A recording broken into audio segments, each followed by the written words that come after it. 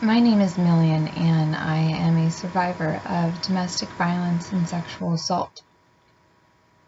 I was married for about 8 years and resided with the abuser for about 6 of those 8 years of marriage. When I finally broke the silence, I was able to relocate, get custody of my kids, and relocate to my hometown. The fear and paranoia that I have struggled with has slowly faded since he has been in prison. Because of the amount of trauma and the type of trauma I underwent, I have been diagnosed with PTSD.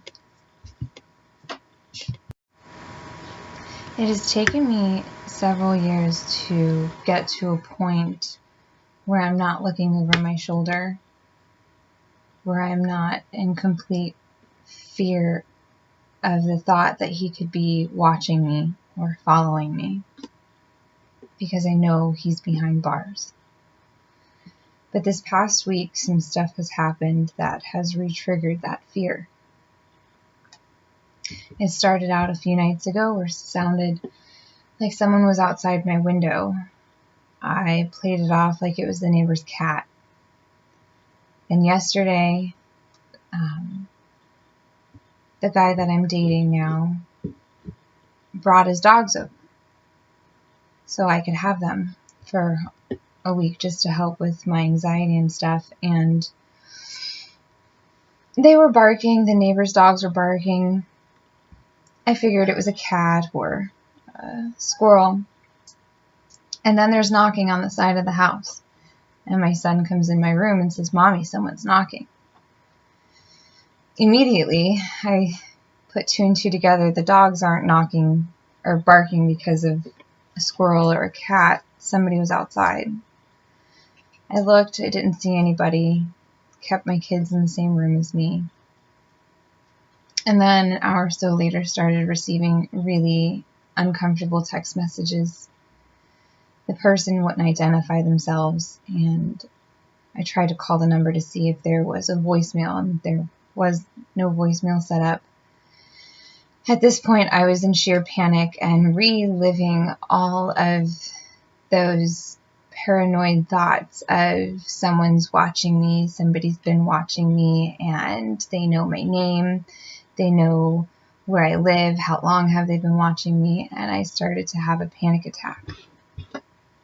I had called the guy that I'm seeing, and he was able to get me calm enough to think a little clear and told me to call the cops, so I did.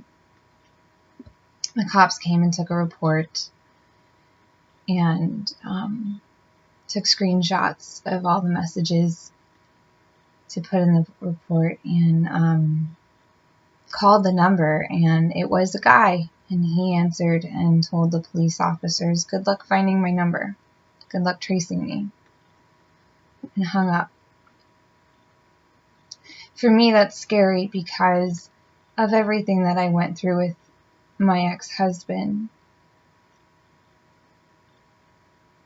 And now there's a person out there that could be watching me, that could be, I don't know, and I'm trying really hard not to let paranoia kick in.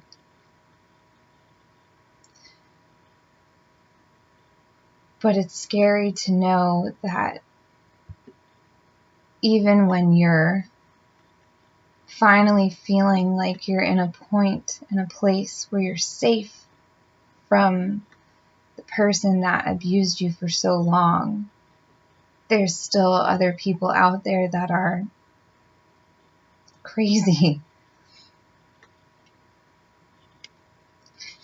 It's really hard for me to make this video. In my group therapies, I'm pretty quiet.